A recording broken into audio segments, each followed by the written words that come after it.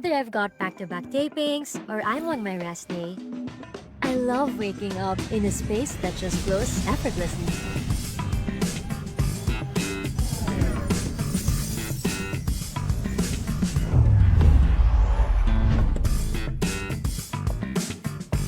Prepare a healthy breakfast? Check.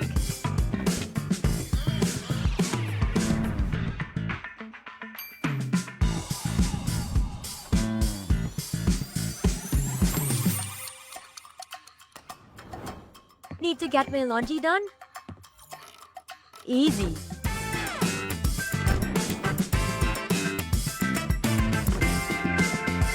And on days when I need a little extra comfort, Hey TCL, turn on the AC. Hey TCL, adjust temperature to 18 degrees. there's beauty in looking beyond the big picture perfect moments.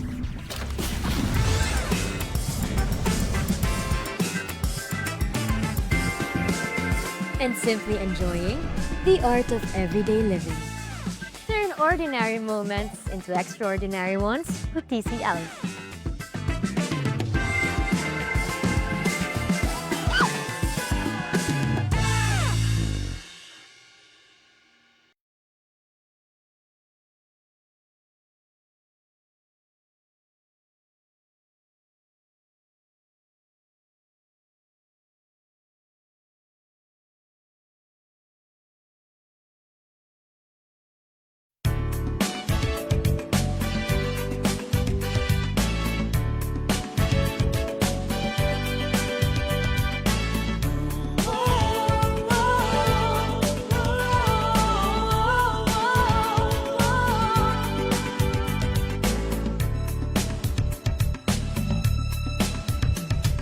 Sadyang mahalaga ang buhay sa mundo.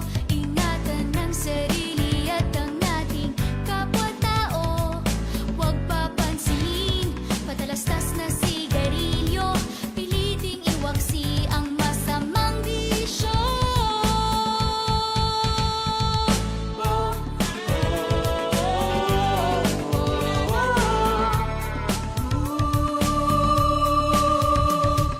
Yan ang halaga ang buhay dito sa mundo. Para sa ating sarili at sa ating kapwa-tao. Mga impormasyong mahalaga'y dapat malaman. Magliligtas sa atin at sa ating kabataan.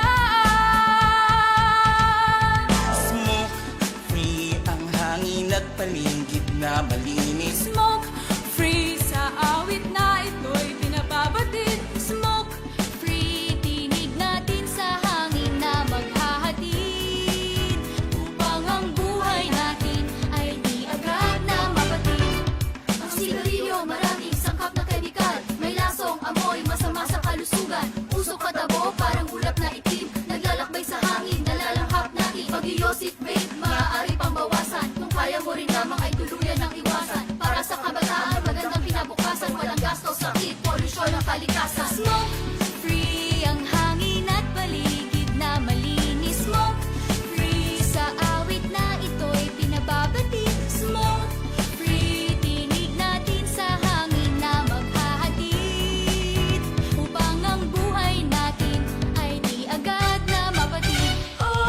Smoke free ang hangin at paligid na malinis. Smoke free sa awit na ito'y pinababatid. Smoke free, tinig natin sa hangin na maghahatid. Upang ang buhay natin ay di agad na mapatid.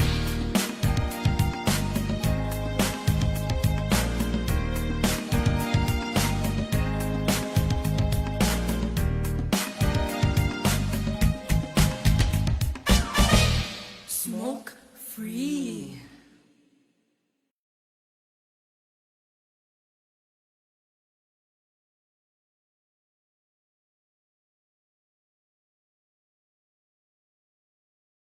Daragay na Home Depot, filling homes, fulfilling lives.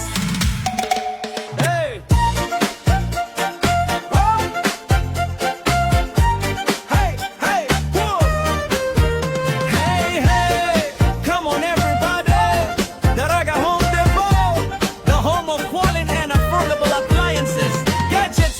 it sure. Kung kalidad ang hanap mo, tara na pumunta rito. Presyong abot kaya siguradong panalo. Refrigerators at washing machine, rice cooker, TV, lahat ay complete. Water dispenser, electric fan, amplifier, set at speakers na world class.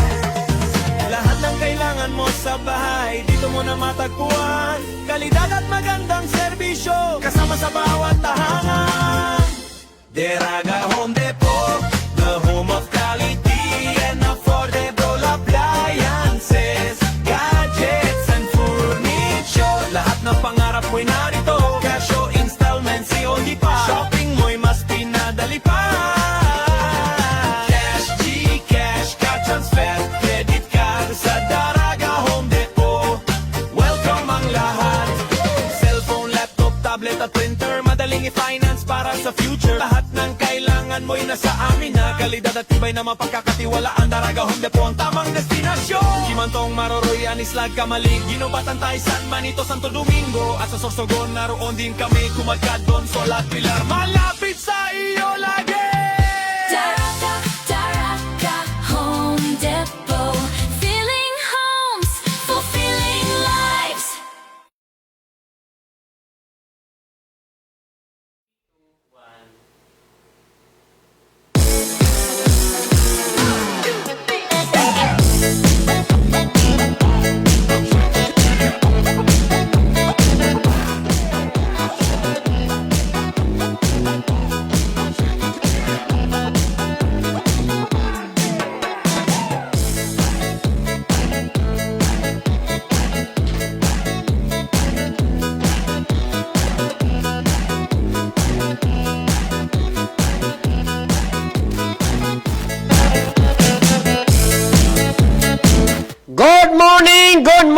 Good morning, madlang people!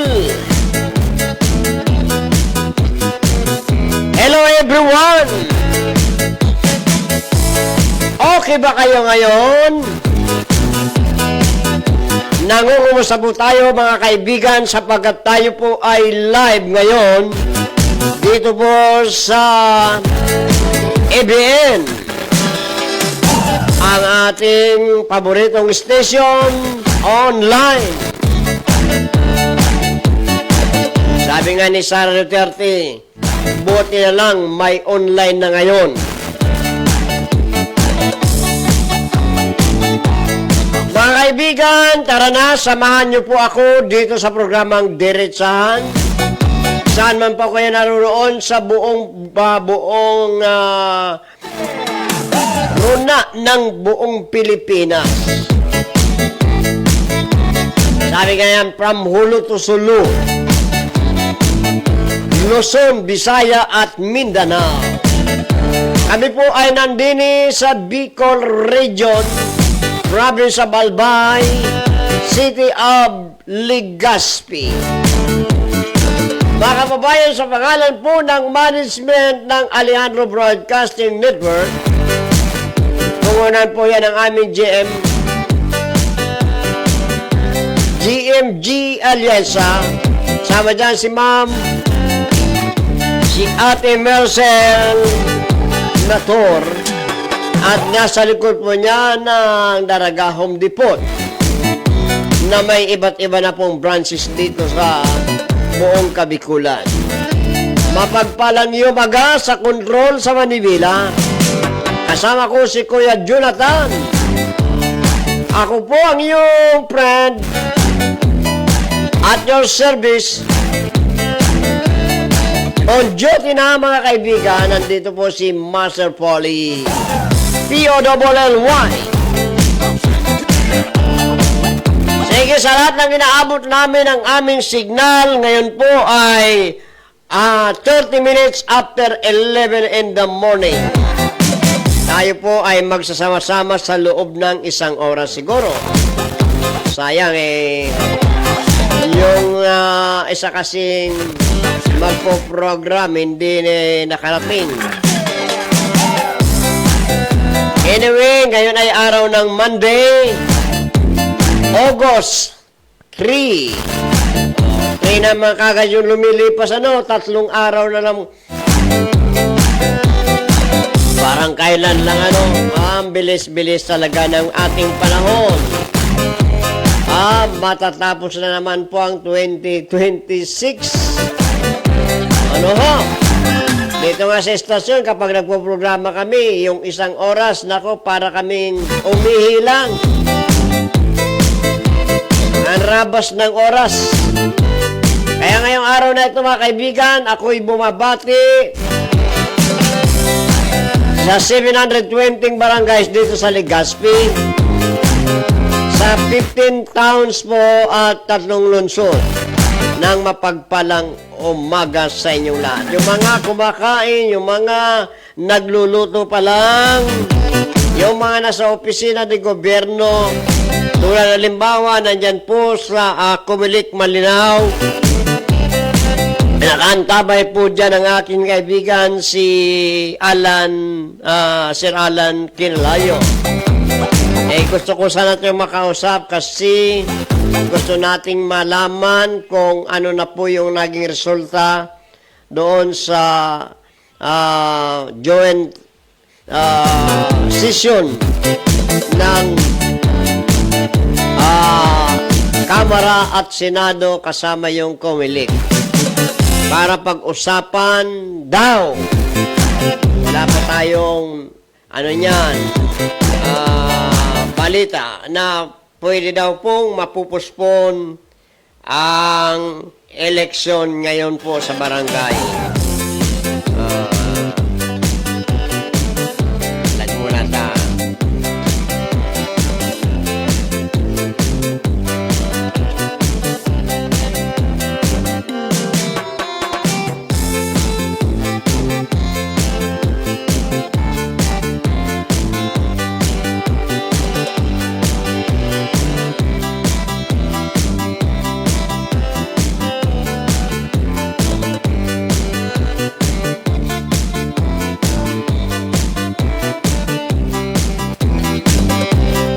Tanungin natin si Sir Alan kasi nasa Comelec siya, siyempre alam niya yan. Para opisyal na may balita natin. Dahil yun po ang lumalabas sa mga balita, sa mga social media, na nagkaroon daw po ng joint meeting. Nga po yung mga mambabatas natin, sa utos siguro ito ni BBM para i-oktaba uli ang election. Sayang yung mga nagpiprepare.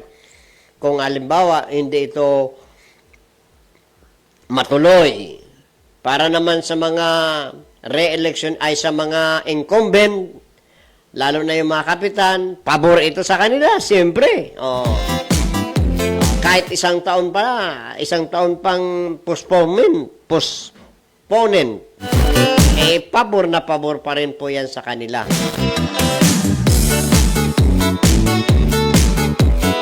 Hindi natin alam, kasi ang alam nating dinadahilan daw, kapos daw sa pera, sa budget.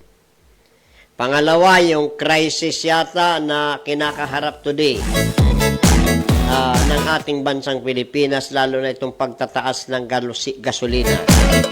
Isa po yan. So, magbabalita ako sa inyo, mga kaibigan, tungkol dyan sa eleksyon na yan. Pag sinabi kong hindi tuloy, ano po yan, legit yan. Pag sinabi kong tuloy pa rin at walang sagabal, tuloy yan kasi ang aking pong source ay hindi po Marites. Ang source ko po mismo ang Comelec. May pagbabatayan tayo, mga kaibigan. Kaya yung aking friend dyan sa Malinaw na nakaantabay today, ayan, tinext na po natin. Okay, sa may mga birthday ngayon, happy birthday. Bukas po, nais kong advance batiin yung aking 2 apo na magbe-birthday August 4. Kahit man lang sa pagbati na enough na, dahil pagdating sa financial, medyo kapos na kapos.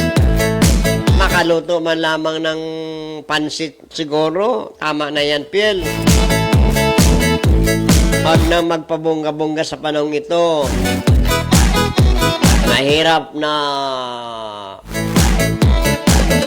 maggastos ka ng pera na sa madalian lang. Ilagay mo na lang yan sa mga importante. Leads. Marami pa namang birthday na pwedeng dumaan. Kung medyo nakakaluwag-luwag na kayo, pwede. Yung mga bata na yan, pwede mo yan dalhin sa Jollibee o McDo, saan man dyan. Patainin mo yan. Masaya na yan. Batiin ko si Timo, si Nel Timothy ng happy birthday. Yung batang kasama-sama ko rito, kaya nasa school ngayon. 8 years old naman siya ngayon. Pero yung isa ko pa pang apo, parehas po sila August 4, bukas yan, si Noah. Si Noah naman ay nandyan po sa Santa Rosa, Laguna. Pero nanonood kay Lolo Polly, kay Mati Puyi. Kaya kayong dalawa, same kayong love na love ni Lolo Polly. Happy birthday sa inyong dalawa. Okay? Sino po ang iba pang magbo-birthday? Ganun din po ang problema ninyo din po ba ay panghanda? Ang birthday na isi-celebrate kahit walang handa. Yan. Pagpasalamat na lang kayo kay Lord na itong araw na ito binigay pa sa inyo. Diba? Ganun na lang. Kung may regalo, salamat. Kung may handa, salamat. Kung wala, kahit yung mga nagdidibo. Yung babae, nagdidibo yan ng 18. Yung lalaki po, nagdidibo yan ng 21. Sige ha. Sa mga friend po natin dyan sa First District ng Albay, especially po kay Pastoral Lelia Carolio Brizuela, kay Brother Rapi, kay Brother Mike Panganiban, at kay Ate Leonor at kay Sir Putol dyan sa Formidal, sa Putol Eatery. Mapagpalang umaga sa inyong lahat. Yan po sa Provincial Affair na Appear. Yan po sa Siga Building na pinamumunuan po ni Sir July Asada.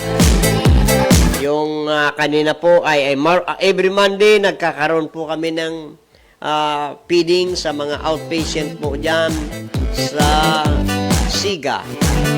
Every Monday po yan. May mga scheduling na yan. Umaga. Kanina po ay napakasarap na naman na lugaw. Isang napakalaking kaldero na niluto ni Pogi. At more or less mga 300 plus ang na-accommodate namin. Kasama na po dyan yung mga staff nurses na nandyan po sa Siga. Pinaalmusal po ng aming grupo. Siyempre galing po ang po yan ay ang programa pong yan ay dala po ni Governor Noel Rosal na ini-apply lang po namin dyan dahil sa idea ni City Councilor July Asada. Binabati ko na lang po yung lahat ng mga staff dyan. Si Ate Ruth, Ate Seth, si Ma'am Seth, si Jo, si Sharon, si Joy, si B, at yung mga kalalakihan dyan, si Sasok, at si Daniel, at marami pang iba. Kapagpalang yung mga po, kanina ay nagiwahiwalay na lang po kami kasi tayo nga po'y pumunta na dito sa Legazpi. Ay, medyo maulan-ulan. Bumagsak yung ulan kanina, mga kaibigan. Ewan ko lang kung mayroon tayong tinatawag na, sa bagay, palapit na kasi yung September. Pagdating ng September, yun na, expect na po natin yan na maulan talaga sa panahong yan.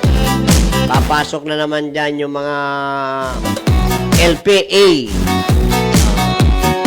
Ilan bang bagyo? Sabi ng Pag-asa, ang maximum na bagyong dumarating sa atin ay mga 15 hanggang 19 sa loob ng isang taon. Nakailang bagyo na ba tayo?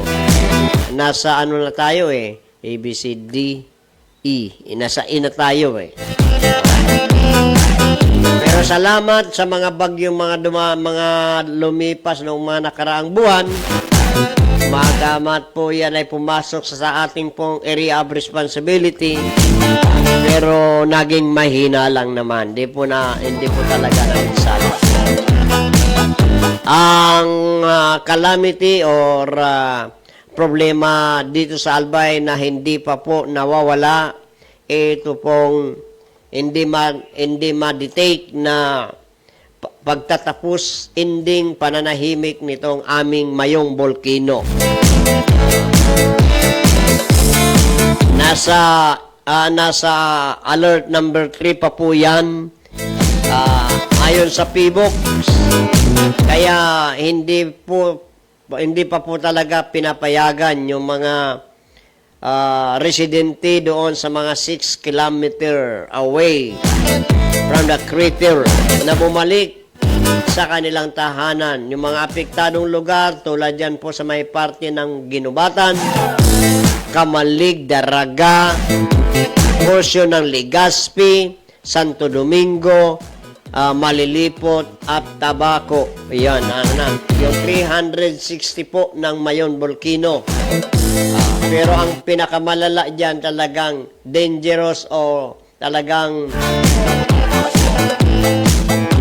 ang gobyerno lokal ay nakahanda ito pong Ginubatan at saka itong Kamalig. Yan po dito sa amin sa Albay, sa lalawigan ng Albay. Sa iba naman, wala naman masyadong problema. Okay? Sa mga insurgency, okay lang naman kami dito. Ang problema din dito sa Bicol ngayon, lalo na po dyan sa 1st District ng Albay, ang sunod-sunod na aksidente, vehicular accident. At hindi lamang po basta-basta, simple-simpleng aksidente because karamihan po niyan ay nagko-cause ng fatal.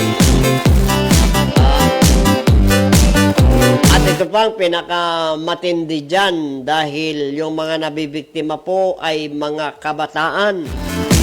Tulad na lamang nung isang gabi, dyan po sa Barangay Santa Elena, 2 kabataan ang pumanaw bigla. Yung isa 16 years old, babae.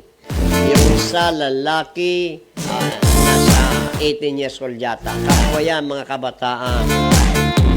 Anong dahilan? Dahil galing sa birthday yata, inuman, sa mga barkada, nagmotor pa uwi. Binundol po yung poste na walang pakialam. Ayan, patay yung 2. Yung isa po yung lalaki yata, yun yung lalaki na sulong-sulo, bugtong na anak noong lolo na kaya siya pumunta dito sa Bicol kasi nasa Maynila na siya nakatira. Pumunta sa Bicol dahil patay yung kanyang lolo. Dating dito para makilamay, ayan, naglasing. Kaya sabi ko nga po mga kaibigan, yung pong paglalasing talaga, maraming pwedeng idulot, ibigay sa ating problema yan. Kaya, it's better to avoid.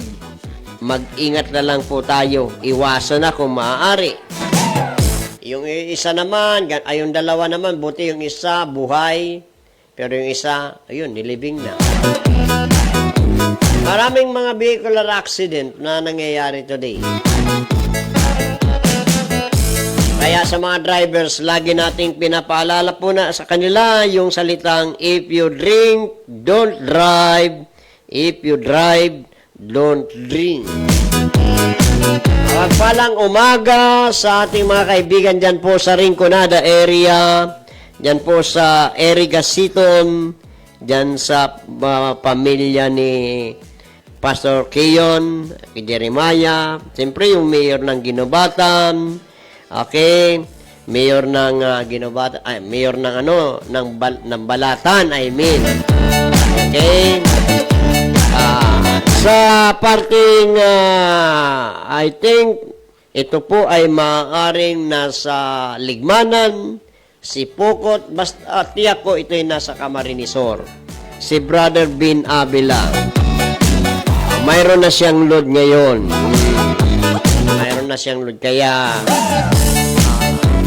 siya po ay nakaantabay today. Yung ating mga friend po dyan sa Davao, si Jolito, Saknahon, si Lionel, Romeo, Lionel, Salazar, maganda at mapagpalang yumaga sa mga missionary natin dyan sa Davao del Norte, Davao del Sur, Davao City, at sa Samal Island. Okay? Sino pa ba? Magandang araw po dyan kay Kapitan Bobelias, John. Sama na dyan po si kasamang John Breva Jr.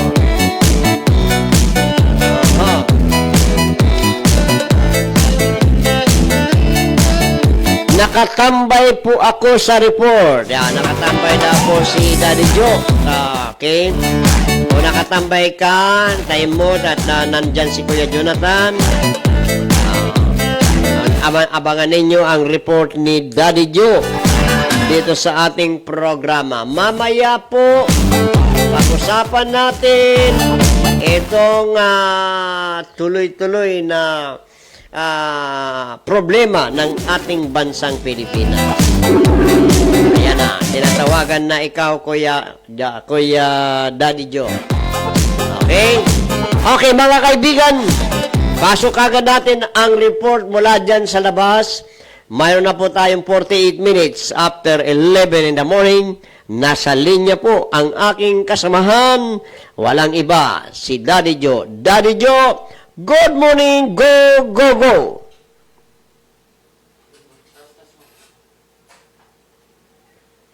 Sige. Wala kang boses. Daddy Joe. Hindi kita marinig. Sandali lang mga kaibigan. Nag-a-adjust si Daddy Joe. Nag-a-adjust siya. Nag-a-adjust po siya ng linya.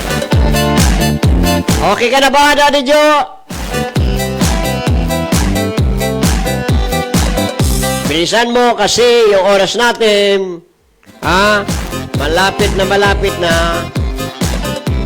Baka na dumating pa si Kagawa. Wala na, tayo. Ano, okay na ba? Nawala ng signal si Daddy Joe. Kumusta na po sa Ligaw? Diyan po kay Kuya John Buebelia at John Buenaflor kay Ate Bill. Sabi ni Kuya John, tinext ako, tingnan natin kung totoo. Magkita daw kami mamaya sa Legazpi. Nakakabang ako. Okay ka na ba, Daddy Joe? Go, go, go. Wala, Daddy Joe, wala ka. Wala, ayusin mo yung linya mo. Okay, sige mga kaibigan ha. Kapag okay na si Daddy Joe, ay pasokin na lang po natin siya. Okay, mga kaibigan, itong pag-usapan natin itong nangyayari po ngayon. Unang-una nga pala sa lahat, yung mga mahilig po sa basketball dito sa Legazpi, malapit, mamaya po may laro dyan sa Astrodome at ang maglalaro po ay ang Bakakay at ang Kamalig. Pero siguradong dudumugin ng tao yan dahil ang import po ng Bakakay ay si Terence Romeo. Si Terence Romeo, yung player po ng San Miguel, yung player po ng Gilas. Siya po ang import ng Bakakay at isa pa si Maubrey. Okay? So kaya mamaya po yan dito alas 7 ng gabi sa Astrodome. Ano ang mga balita. Now, ito po kasing, by the way, si Bong Revilla pala ay nakalaya na. Nakalaya na po si Bong Revilla sa kanyang pagkakakulong dahil sa kasong plunder. Ito po ang maaaring mangyaring, mga kaibigan, na maalala po ninyo si BBM ay nagsalita na doon sa kanyang SUNA na di umano kanyang o pinaplanuhan pa lang, basta sinasabing naka-line up na daw yung kaso kay Romualdez. Wala na, hindi naman siya nagbanggit na Romualdez. Pero House Speaker. Siguro masakit sa kalooban ni BBM na mabanggit yung pangalan na yan dahil kadugo niya eh. Kaya lang ito mga senaryo na maaaring mangyari kay Romualdez. Ito po ay para bang parang sacrificial lamb yan at saka parang ang tao ay anuin lang naman yan, parang sabi kan sa Bicol ay amu-amuon niya ni BBM para masabi, kinasuhan ka na baga? Kinasuhan baga? Kasi ang nakikita natin ngayon sa panahong ito, ang nakakasuhan at nakukulong lahat ng mga yung mga oposisyon sa kay BBM. Maliwanag na maliwanag yan. Pero yung mga kakampi, hindi po. Kunyari, pag kinasuhan yan po si Romualdez, kunyari ng plunder, nag-usap na yan. Mayroon ng anong tawag yan? Covenant or agreement yan mga yan na pinasinabi si BBM. Pero after that, tulad ng ginawa kay Revilla, ganun po ang lalabasan ng kaso ni Romualdez. Okay.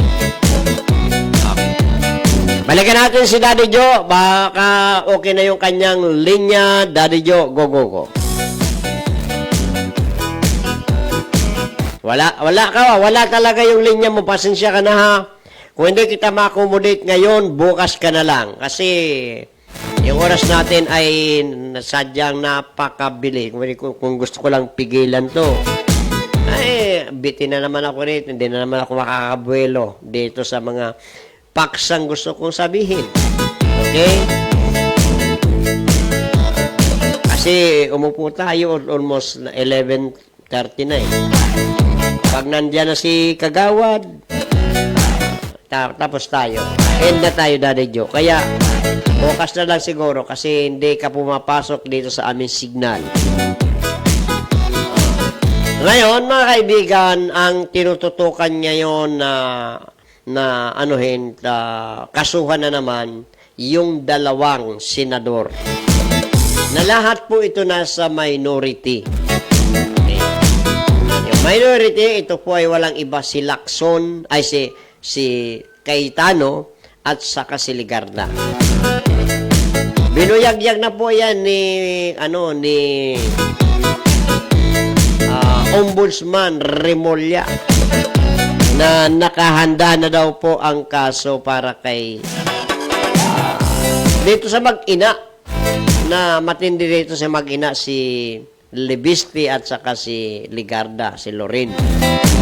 Maalaala po ninyo si Loren, kaya po yan nung ang tagal-tagal ng panahon, hindi nababanggit yan sa senaryo, sa mga usapin. Yan sa Senado, matahimik lang.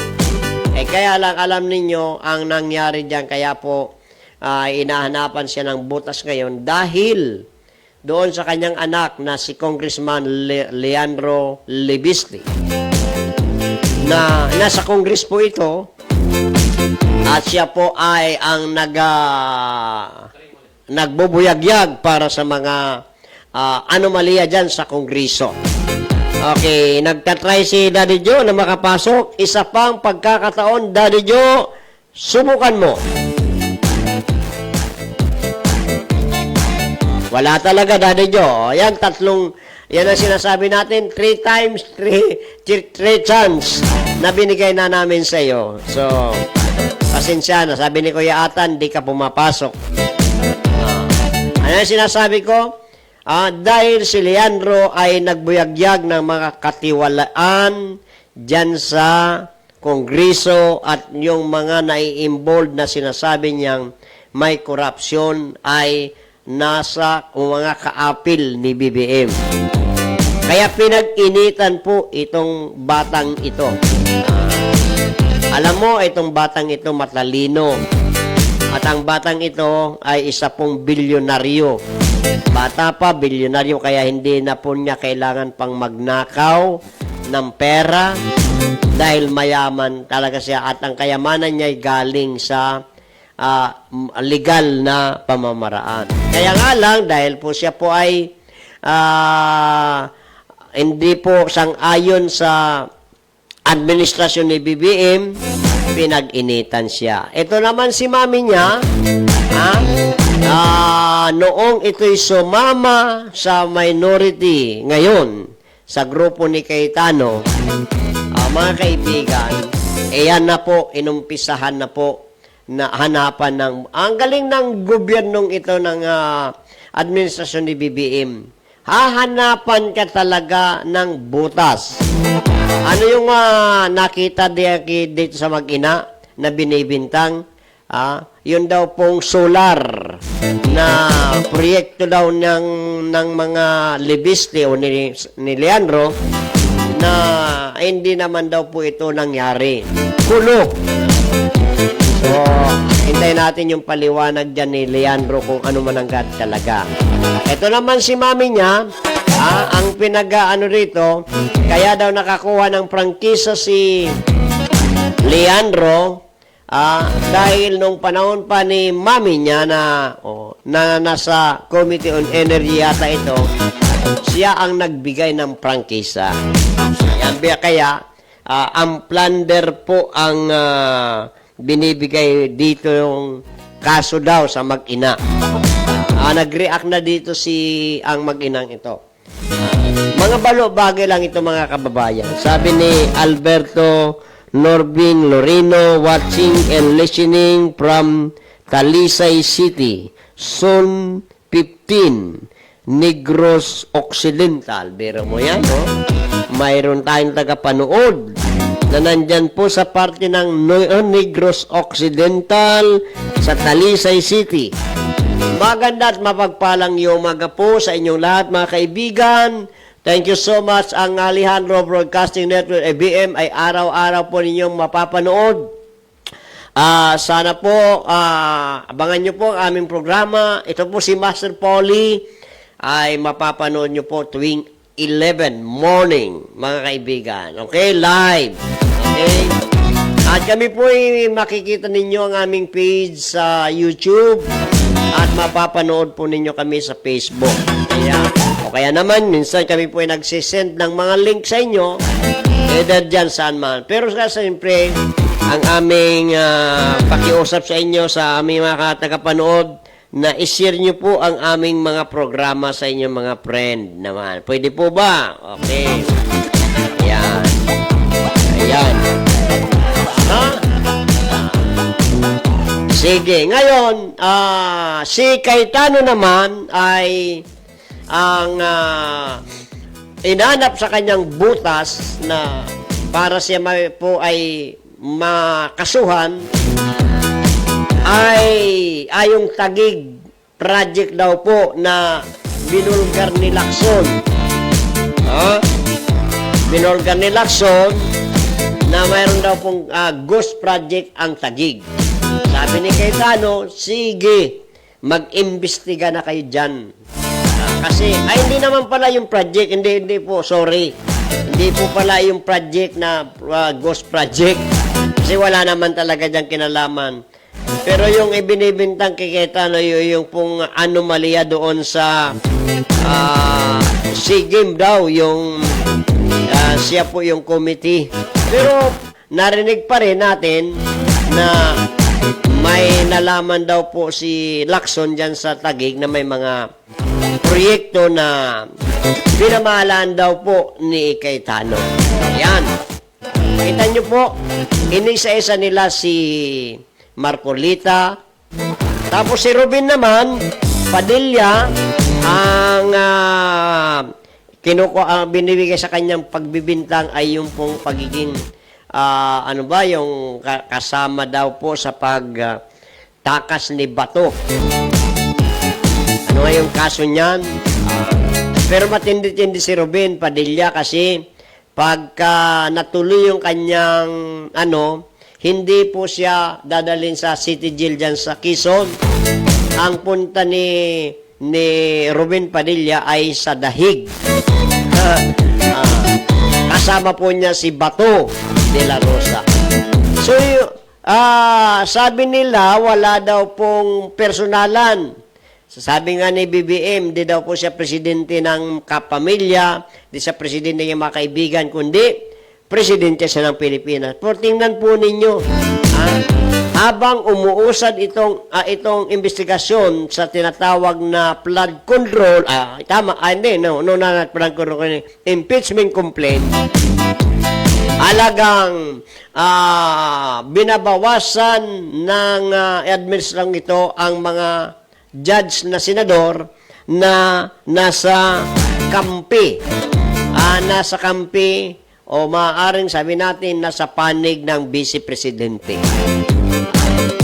At isa na po dyan sa inalis nila si Marcolita. Pero by the way, baka bukas makalawa, magulat na lang ang bansang Pilipinas. Kasi ang trials po sa impeachment matagal pa. Ngayon po, 11 days pa lang, no? Ang layo pa ng tatahaki ng impeachment pong ito dahil nasa Article 1 pa lang sila. Na ngayon po yata, mayroon, kung di ako nagkakamali, mayroon po ngayong impeachment trial. Ngayon, matagal pa yan. Ngayon, si Marcolita po ay maaring pahintulutan na makapag-attend sa session at saka ito si Jinggoy. Okay? Sinabi na rin ng mga senador kahit ni Gatchalian. Inamin na rin nila na nananatiling 24 ang kanilang miyembro sa Senado. 24. Pati si Erwin Tulfo, nagpahayag na rin yan sa isang interview sa media sa Maynila, na aminado talaga sila. Kasi hindi nga po nila pwedeng mapasinungalingan.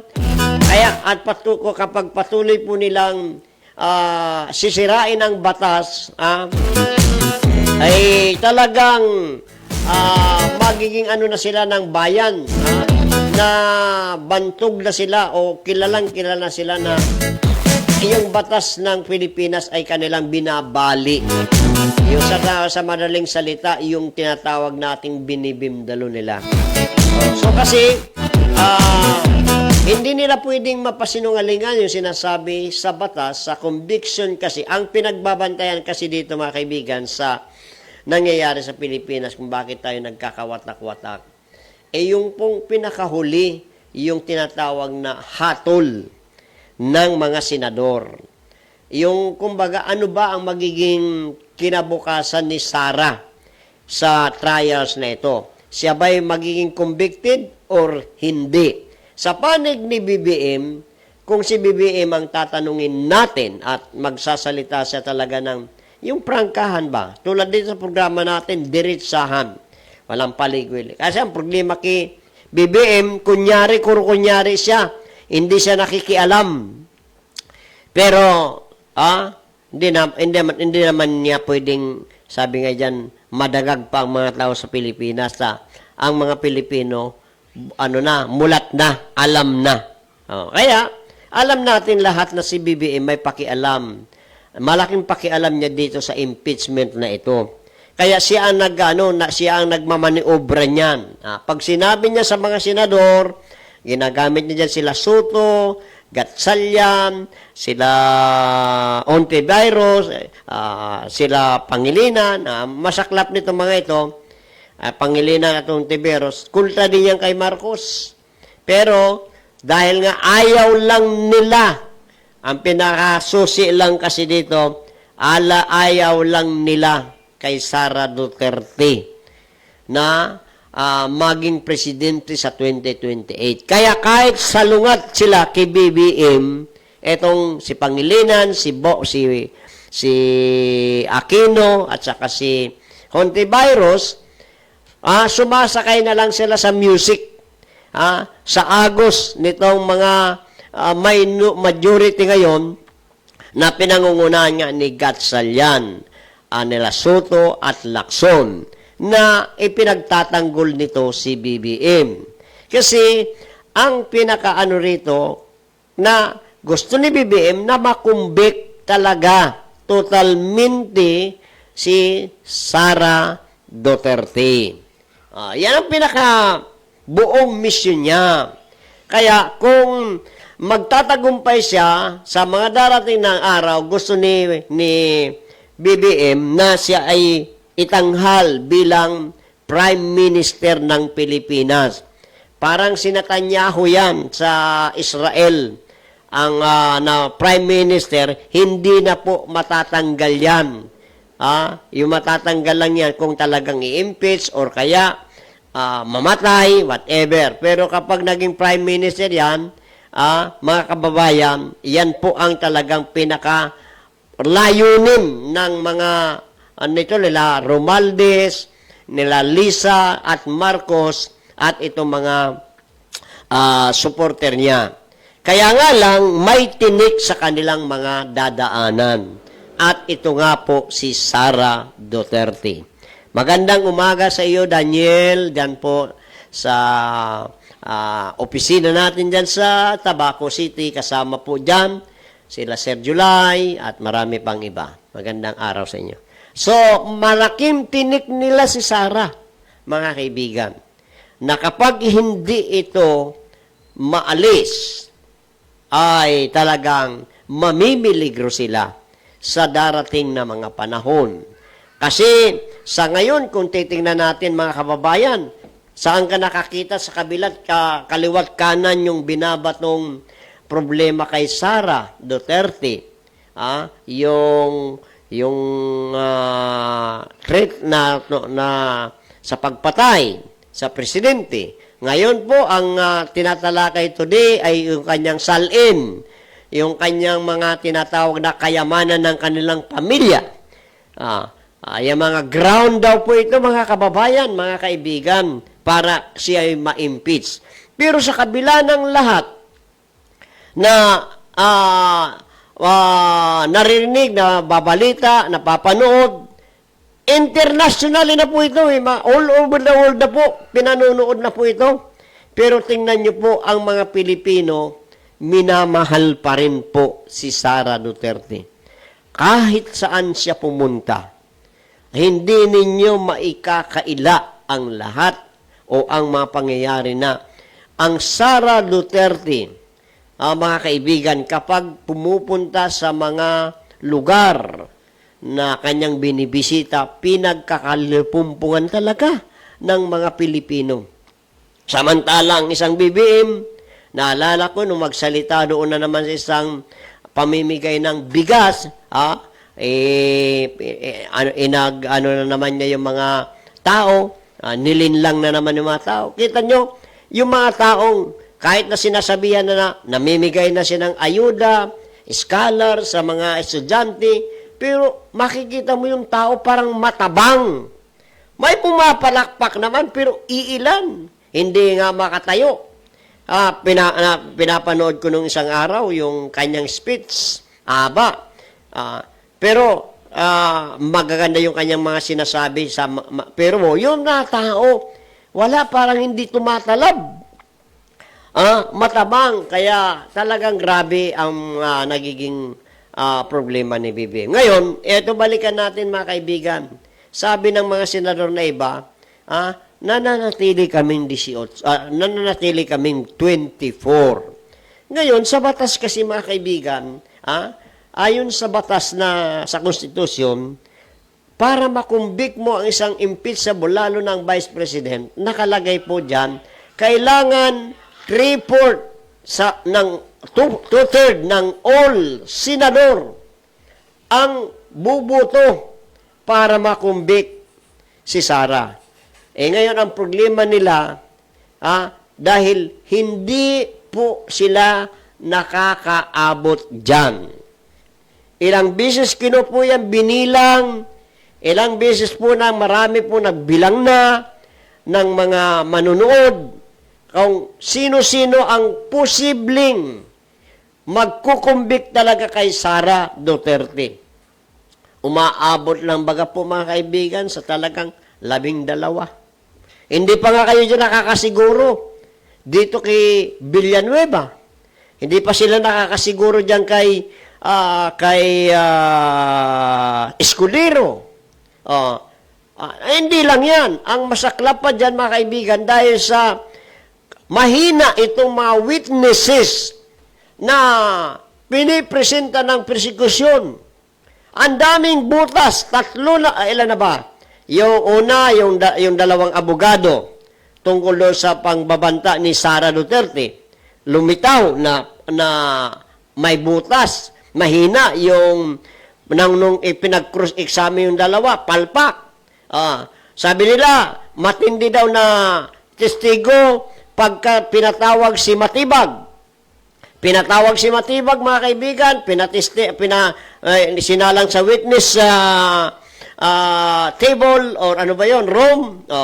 Nung in-interrogate or cross-examine ng mga abogado na sa defense, sabi kan sa Bicol, na marangkal. Ang daming mga laps doon sa mga sinasabi niya kasi yung mga dokumentong sinasabi, wala siyang personal knowledge. Yan ang matindi doon. Kasi yung kinakaso ng impeach para ma-impeach yung tao dahil kailangan, sabi nga ng defense, ang burden to prove ng tinatawag na ebidensya ay hindi manggagaling sa defense, kundi manggagaling sa persecution. Kaso, wala. Matibag na tibag. Umupo yung dalawang empleyado ng Land Bank para tignan yung tinatawag na deposit kuno na sinasabi nila at withdrawal na illegal or sinasabing madalang o whatever. Pero doon po sa mga pahayag ng mga bangko, totoo daw po na nag-withdraw, may mga cheque talaga. May mga cheque talaga. Pero sinasabi nila, wala namang illegal doon. Unusual. Pero walang illegal. Ngayon, pati yung defense ka, hindi naman nila dinideny na yung mga cheque na ipakita doon na may permado na withdraw, wala namang, kaya nga wala nang cross-examine, mga kababayan. Di ba? Bakit hindi cross-examine yung dalawang empleyado ng Land Bank? Kasi yung sinasabi nila, totoong may deposit, totoong may withdrawal. Nung panahon ng sa DepEd, di ba? Pero ang tanong dito, kahit na nag-withdraw ka ng, sabi natin, billion o million ba yun? Billion. Million pera. Anong masama roon? Ang problema na lang, patunayan ninyo sa prosecution na yung paggamit ng sinasabing confidential fund na yun ay napunta sa masama. Yun ang dapat na ebidensyang ihaharap ninyo dyan sa Senado para timbang-timbang ng mga senador, nilustay pala talaga ni Sara Duterte yung pera. Totoo pala talagang ano siya,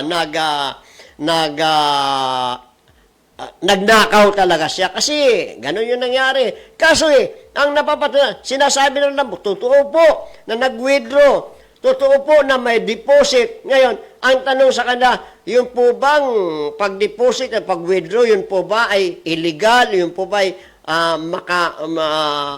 unusual? Yan po ba ay may tinatawag suspicious? Sabi ng bangko, wala naman po. So, anong ikakasulon? Di ba? So, mahina na naman. Ngayon po, mga kaibigan, itong araw na ito, aywan ko, pagdidebatehan yan, pagdidebatehan kasi yung BIR na pinasauli ni Escudero sa yung mga sal-in daw, mga deposit ng mag-asawang Carpio at saka Sara, ayan, binitbit ngayon, papunta ng Senado kasi pinahintulutan po ni BBM na buksan yun. Nasa batas pala yan kapag inutos ng presidente, may right na ang Senado po ay dinggin yan at pag-usapan. Pero, mga kaibigan, may option pa dyan yung mga defense. Kasi nga, ano nga ba namang koneksyon noong mga deposito ng mag-asawang ito sa impeachment complaint para kay Sara Duterte na ang inaaligar nila, mga kadiretsahan, yung sinasabing si Sara daw noong vice mayor pa lang at hanggang nag-mayor ng Davao, kasama yung kanyang asawa, ay dumami daw po yung kanilang kayamanan. At yun po para mapatunayan, sinumpi na po yung yung BIR, yung mga bangko na sa batas pala, mga kaibigan, ay may mga tinatawag tayong mga hindi pwedeng disclose ang mga bagay na yan kasi may law sa bangko. Hindi mo pwedeng ibuyagyag yan. Kaya si Escudero, noong siya presiding officer, sinabi niya na ibalik yan sa BIR. Pero ito na nga, yun po yata ang pag-uusapan niya yun. Tingnan natin kung dito maikukunik nila kay Sara na ito pong mga kayamanan na ito na nakuha na kasi yung asawa ni Sara, abogado. Nung hindi pa, hanggang ngayon, nagpa-practice ng abogado. Yung income nila, noong vice mayor pa si Sara. Kasi nakalagay po sa batas, mga kaibigan, ang impeachable person, official, sa Pilipinas, mga kababayan, ilan yan? Una, presidente. Pangalawa, vice-presidente. Pangatlo, ombudsman. Pang-apat, Supreme Court Justice. Panglima yata para itong COA. Ewan ko kung kasama yung COA dyan, yung audit. Mga impeachable person yan. Mga kababayan, mapapaalis mo lang yan, hindi dahil sa eleksyon, kundi sa impeach, katulad na ginagawa ngayon kay Sara. Ngayon, paano mo maikukunik yung sal-in ng isang vice mayor? Mayor! Ang tanong lang dyan ng defense. Bakit? Ang vice mayor ba impeachable? Ang mayor ba impeachable? Diyan pa lang sa tanong na yan, sigurado na wala pa, hindi pa dumarating. Pero hula ko na yan Siyak na tatanong, ang matindi nito, pag ang nag-cross-examine nitong parting ito, ay si Sheila Season na tumatindi. Ito yung inaabang-abangan natin. Wala pa nga dyan si Purton. Ewan ko kung sino ang may tatalagang sa Defense Council mamaya. Hindi ko alam, nag-uumpisa na yun.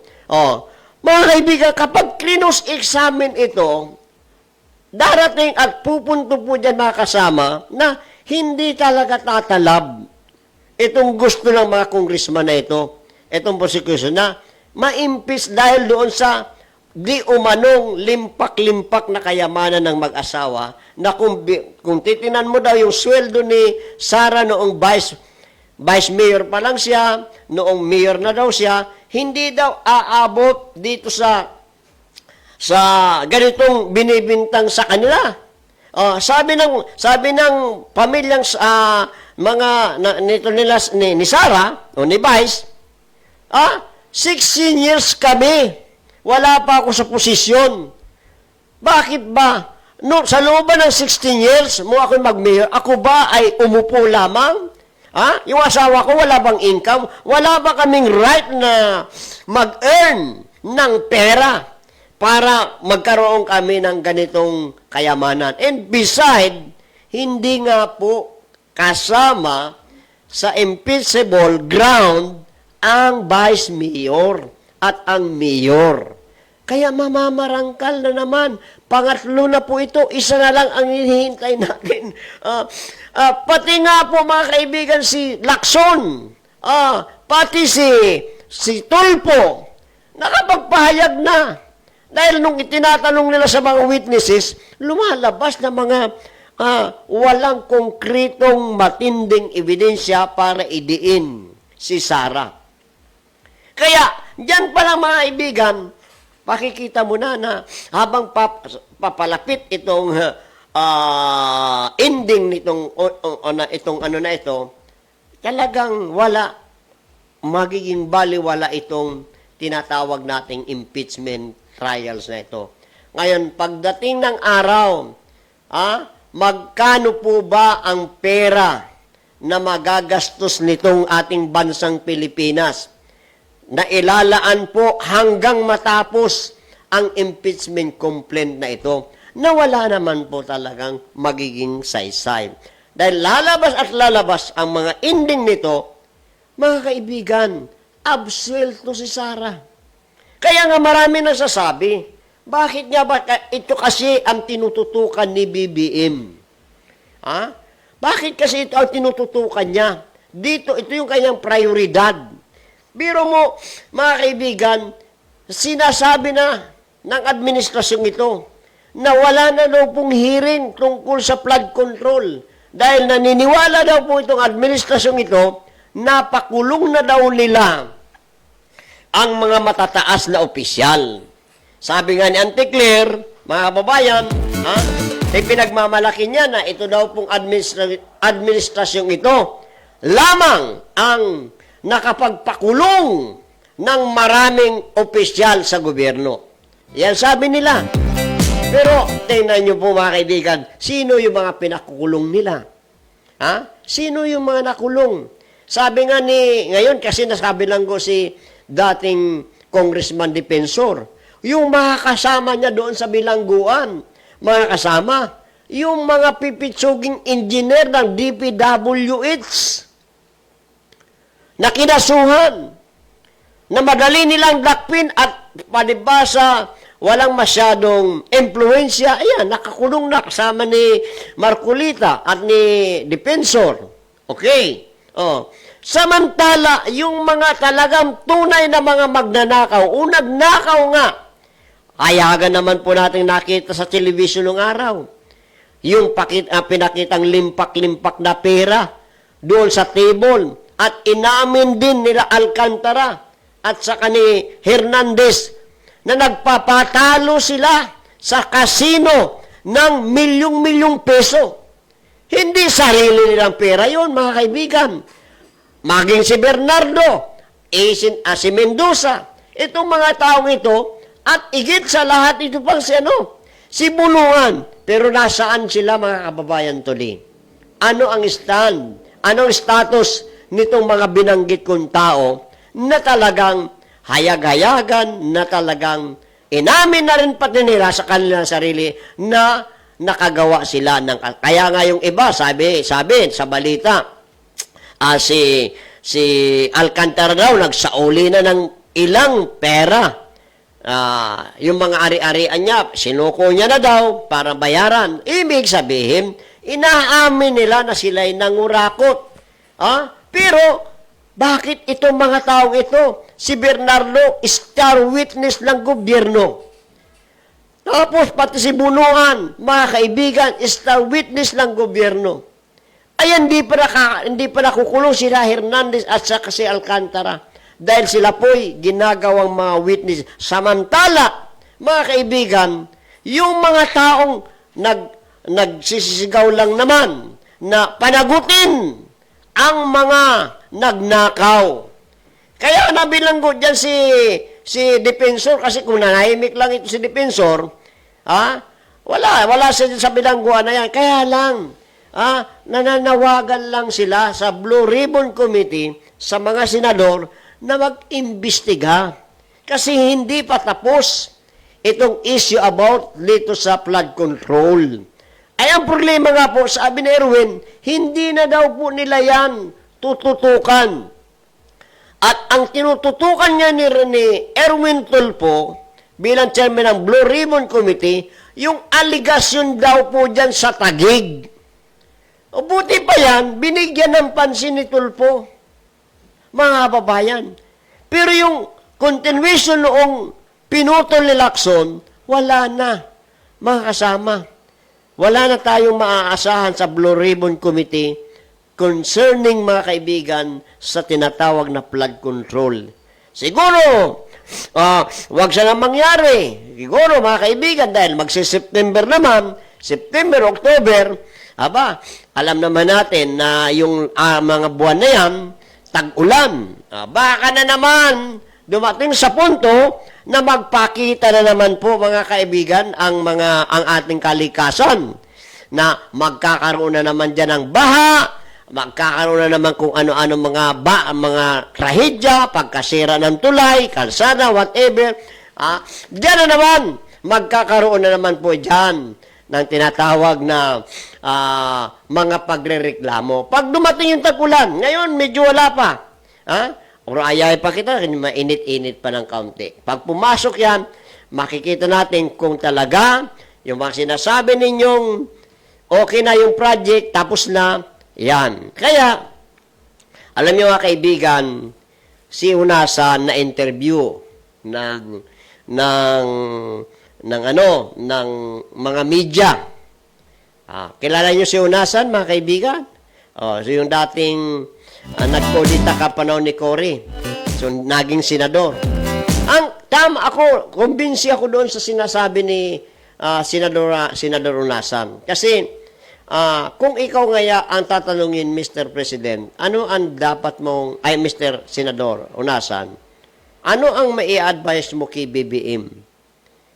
Sabi sana ni ni Hunasan, kung si BBM sana magamot pa itong ilang taon na nandyan po sa pwesto, patapos ng kanyang suna, magawa niya pa ng paraan, maaaring maiibsan ang ng mga Pilipino. Kasi kapag hindi ito, magpatuloy ng ganito si BBM sa pag-uusil sa mga taong kalaban niya, alam siguro alam siguro ni Hunasan na hindi makukumbik si Sara. Pagdating anya, natapos na sa pwesto. At bago na naman ang makaupo, ano mangyayari? Gantihan na naman. Gaganti yun. Kasi sinasaktan mo yung mga tao ngayon na nag-uupo sa'yo. Pag yan ang nakaupo, tiyak na gaganti yun. Kaya ano yung mangyayari sa Pilipinas? Gantihan ng gantihan. Walang katapusan paghihiganti. Kaya, yung advice ni Hunasan kay Marcos, at napakagandang advice yun eh. Kung, actually, yung sinasabi niya yan isinanggunin na daw yan doon bago umupo si BBM, pero hindi nakinig o ganing si BBM. Na pag-upo mo, lahat ng presidenteng buhay na naging presidente ng Pilipinas, tawagin mo. mag-usap kayo sa isang lugar na walang kamera. Kayo lang. Yung mga naging Pangulo, wala na kasi si Cory, wala na si Pinoy, wala na rin si FBR. So, ang natitira naging presidente ng Pilipinas, nandyan na lang si, sino ba? Si Duterte, si Estrada, si Arroyo. Yung mga, yun na lang natitira na buhay. Ayun, sabi ni Unasan, mag-usap kayo bilang naging presidente ng Pilipinas. Pag-usapan nyo ang problema ng bansa. Kayo lang. Walang media, walang camera. Closed door, kumbaga. Alisin nyo yung mga political, color. Kundi, bilang naging leader, past man o present, usapan nyo, lalo na ikaw. Ingaan mo sila ng advice. Mr. President, ano ba sa tingin mo para mapaunlad natin ang bansa natin? Ano bang suggestion ninyo? Ano bang nakikita nyo? Pag ganun po daw ang ginawa ni BBM, palagay ko daw po talaga, mga kaibigan, magkakaroon ng kapayapaan ang ating bansa. Kung gagawin ni BBM. Pero hindi ginawa. Sinuggest na daw po yan. Hindi ginawa ni BBM. Nagsariling agenda at ang pinakinggan ni BBM yung mga advice sa kanya ng kanyang mga alipores. Lalo na si Remulla, si Lacson, si Soto. Yun ang pinakinggan niya. Na yung mga advice na yan, mga kasama, ay hindi po tumalab. Lalo siyang napapahamak, mga kaibigan. Tingnan niyo po. Ang kinakatakutan dito siguro ni BBM, kasi alinlangan siyang kasuhan talaga si Romualdez. Alinlangan siya, bakit kamo, mga kasama, mga ka-IBM? Si Romualdez nagsalita na. In fact, sinalins niya na ang Senado. Kaya ikaw, Lacson, huwag kang magsisinungaling na hindi niya natin pwedeng imbitahin si Romualdez dahil may, yung tinatawag nilang parang, hindi naman immunity, kundi parang parliamentary, yung paggalang ba, dahil congressman daw, kaya hindi pwedeng imbitahan. Kaya, how many times, kaya doon nag-aaway si Lacson sa kasi Marcolita na sinasuggest ni Marcolita, invite mo na, patawag mo na si Romualdez sa hearing na ito para mapatunayan na natin o matanong na natin kung ano talagang alam niya. Ayaw po na mga kaibigan, alam naman ninyong lahat mga Pilipino, bakit ayaw ipatawag si Romualdez? Samantala, nung isang araw, anong sabi ni Romualdez? Hindi ako natatakot. Imbitahin nila ako sa Senado. Biro mo yan. Sinabi niya pa, binanggit niya pa si Lacson, binanggit niya pa si Tulfo. Imbitahin niyo ako. Dahil very impossible. Yung mga sinasabi, ako na lang ang pinagbibintangan ninyo na kung lumustay ng pera ng Pilipinas. Imbitahin nyo pa para makita na ninyo, ayan niya ang kinakatakutan nga po talaga yan ni BBM. Kasi alam ko, ako sa tingin ko lang mga kaibigan, pagka naupo yan si Romualdez, kasi siyempre magre-react na yan, lalo na kapag nilabasan na yan ng warrant of arrest. Pipiyok yan, maniwala kayo, mga kasama. Bukas bakalawa, baka magpa-press conference na yan, tulad ni Saldico. Naalala niyo Saldico? Nung araw, walang kaimik-imik na umalis, walang kaimik-imik na tinatanong siya, wala. Noong nagigipit na siya, ano na ginawa? Kumanta na. Itinuro na si BBM. Kamusta na kung ito na po ang nakaupo ngayon dyan sa Senado, sa investigasyon. O kaya magpa-press conference ito. Abangan ninyo kasi, yan ang matinding kaganapan sa Pilipinas. Si Romualdez. na iniipit na ngayon. Ha? Ako, naniniwala ako si BBM, si Romualdez, sangkot. Pero ang sabi niya, hindi ako babagsak na mag-isa. Yan ang matindi dyan. Na ang aabangan natin mga kababayan, mga ka-IBN, sino? Sabi niya, 9 na senador.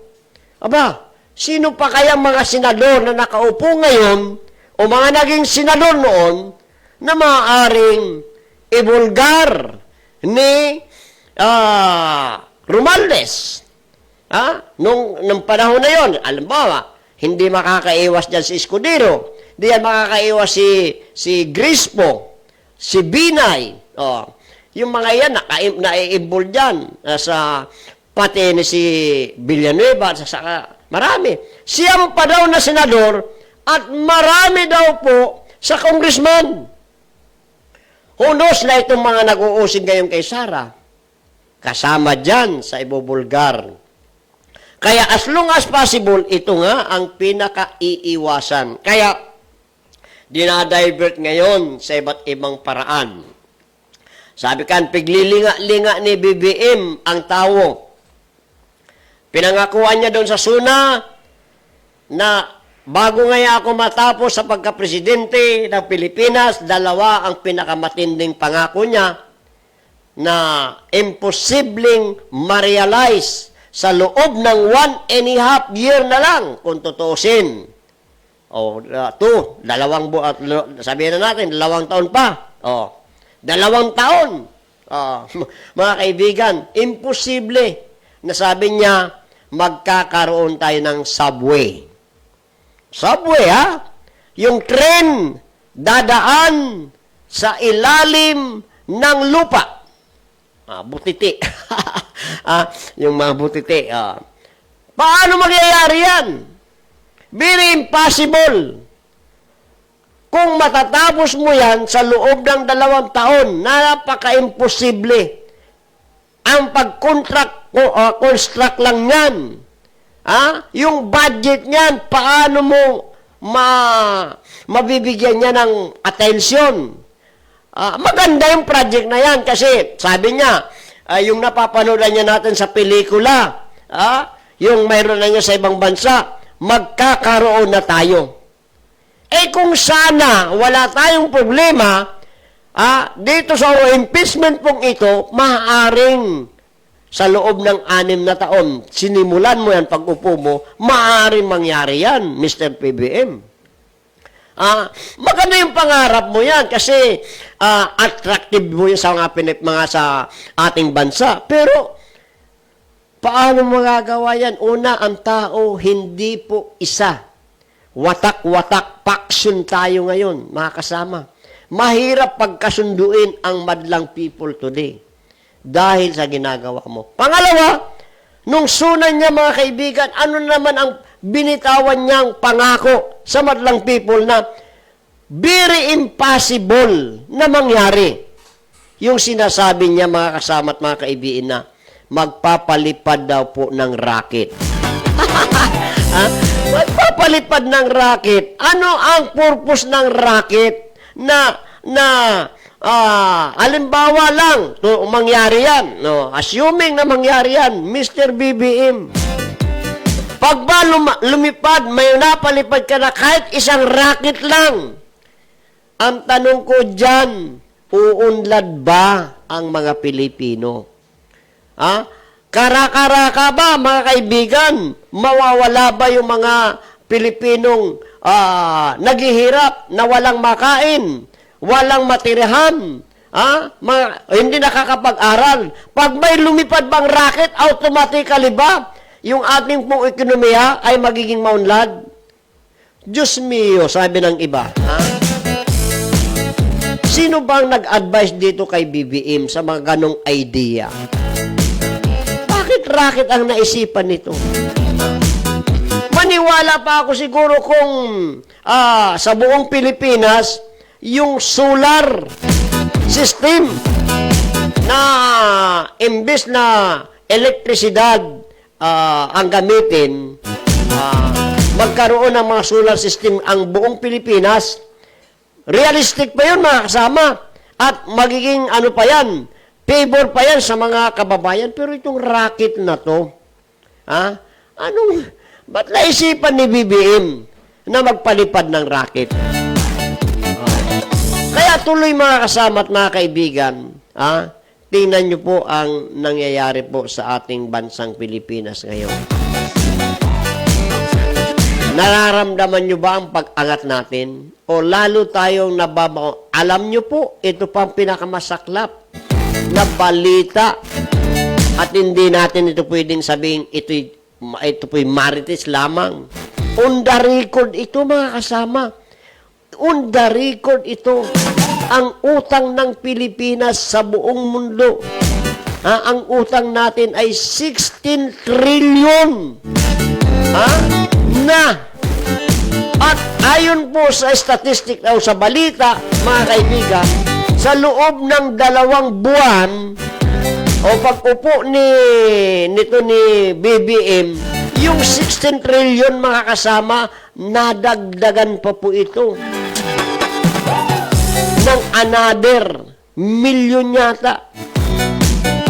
Kaya po, totoo po ang kasabihan na ang bawat isa sa atin, ikaw, ako, yung mga apo natin, yung panganganak pa lang, yung pinagbubuntis pa lang ng amang mga ina, sa kanilang sinapupunan, mga ka-EBN, silang lahat may mga utang na. Can you imagine that? 16 trillion ang utang ng Pilipinas. Tapos mag-iisip ka pa ng racket, nagpapalipad ka ng racket. Saan ginawa? Saan linustay? Saan itong utang na ito? Ano bang development sa Pilipinas na maipagmamalaki ni BBM na, ito, ginawa ko, nung panahon ni Duterte, build. Di ba?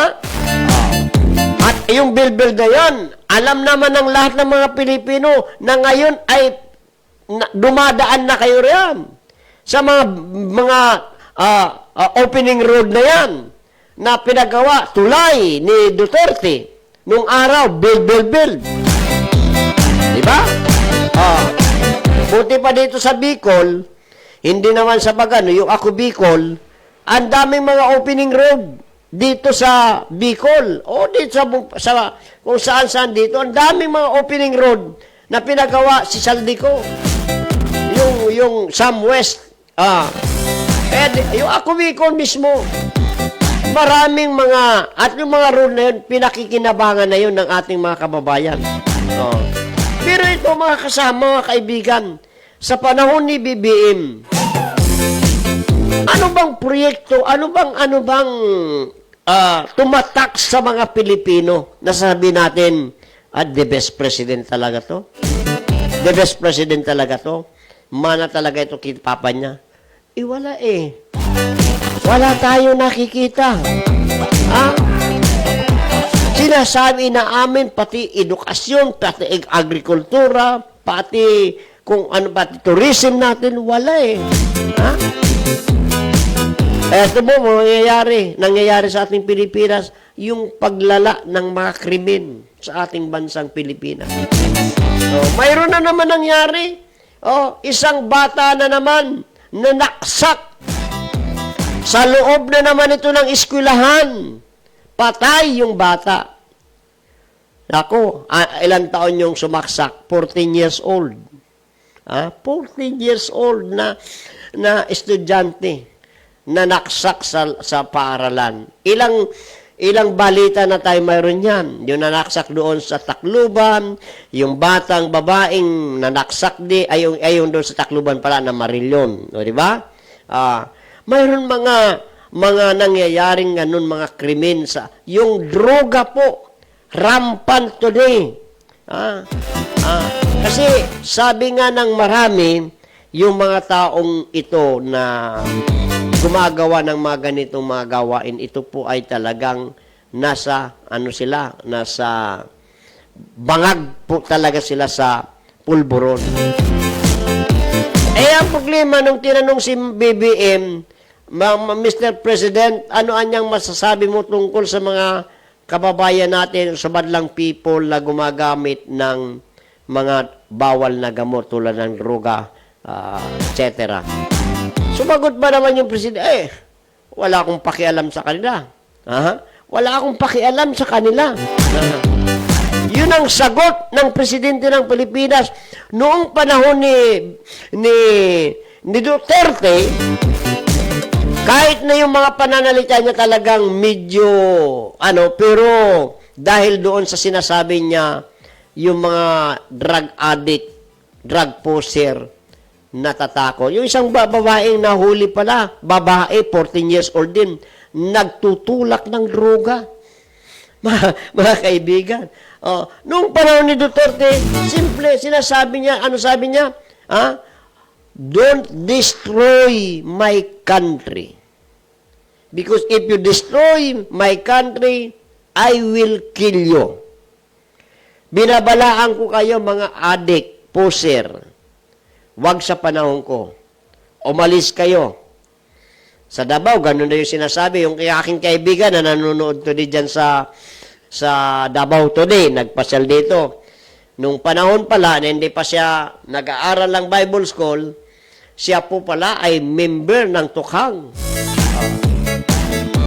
Tukhang. Matindi daw talaga. Pag sinabi ni Duterte, tumigil ka. Bibigyan ka niya ng pagkakataon na tumigil ka sa ginagawa mo nga. Because pag dinestroy mo yung country mo, papatayin ka niya.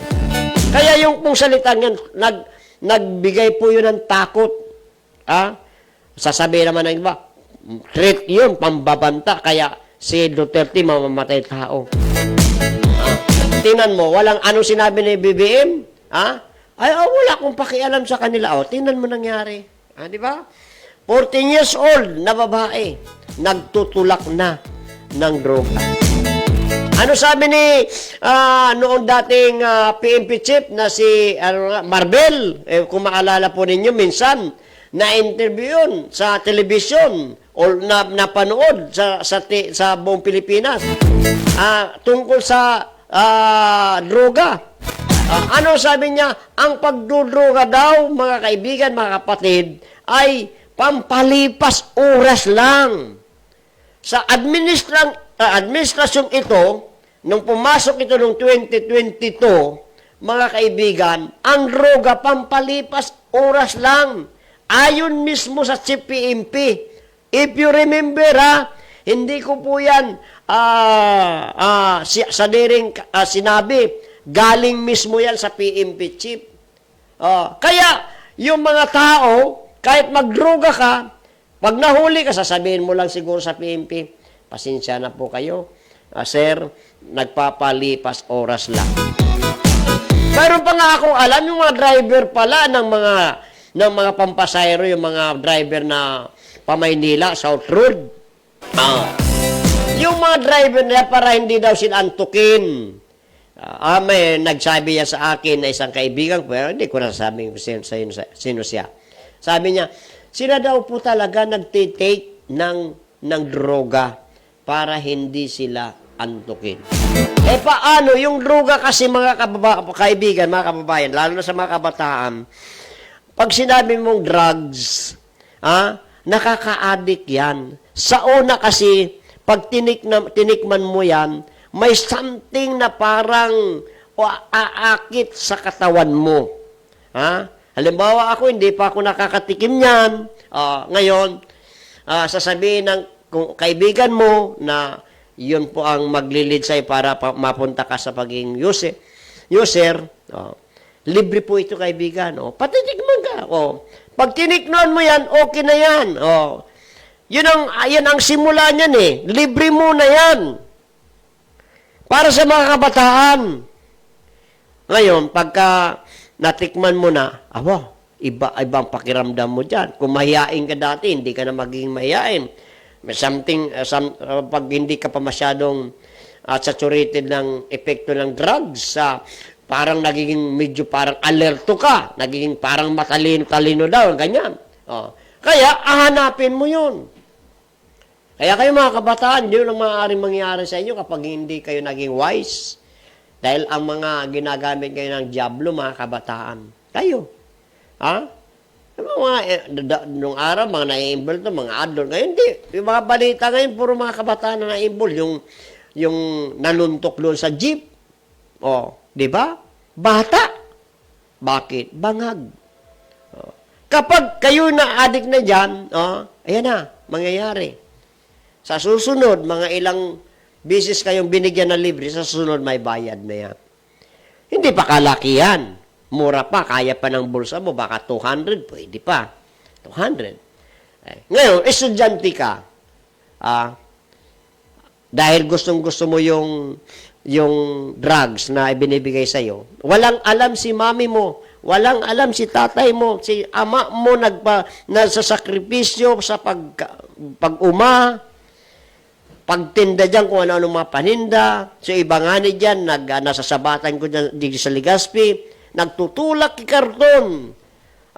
Hinapot ko na, tay, ano niya ako, kumusta man ang anak buhay? Okay, ano? Ano niya ako, tay, igwa ka man pigpapadal. Igwa nga yan, uyog-uyogon mo sana yan.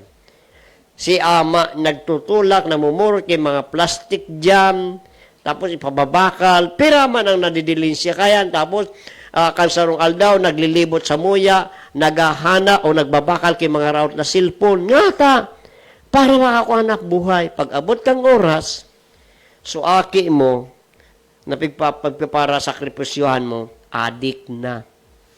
O, wala na.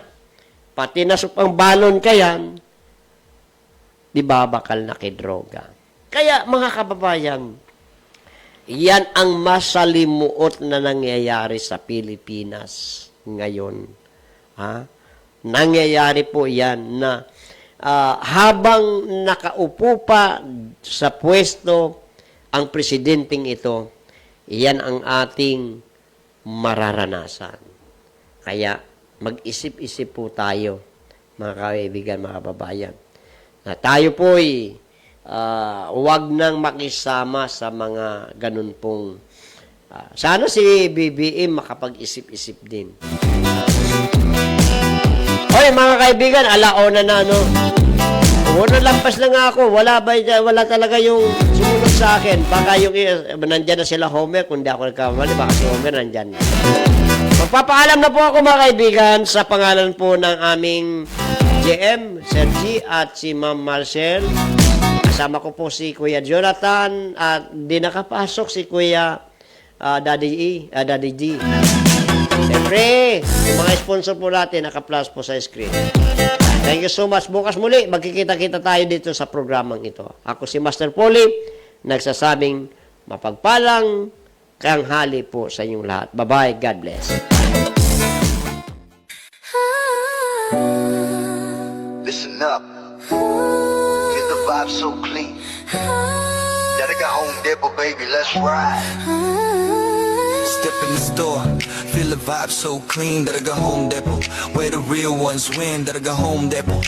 Where the real ones win, that I go home depot. Where the real ones win. Step in the store, feel the vibe so clean that I go home depot.